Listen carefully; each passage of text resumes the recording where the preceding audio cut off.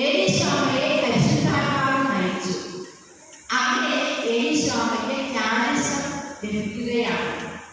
ഏലീശോമയ്ക്ക് ലഭിച്ച ഈ ജ്ഞാനസം ഏലീശോമ അന്നത്തെ ലിയോപോളിന്റെ അച്ഛനോട് ഉപസാരത്തിലൂടെ ഷെയർ ചെയ്തു.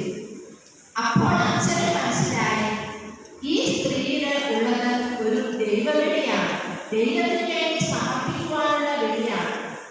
അങ്ങനെ അച്ഛൻ അവരെ പരിശീലിപ്പിച്ചു.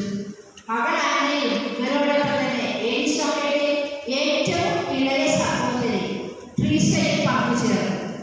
അങ്ങനെ 3 പേരും കൂടെ ഒരു സഭയ്ക്ക് തുടക്കം കുറിക്കുകയാണ്. 1766 ഫെബ്രുവരി 13 കേരളത്തിൽ, ഇന്ത്യയിലെ തദ്ദേശീയ സഭയുടെ സ്ഥാപനത്തിന് തുടക്കം കുറിക്കുന്നു. അങ്ങനെ ഏലീശോമ ആദ്യത്തെ സന്യാസിനിയായി തീരുകയാണ്.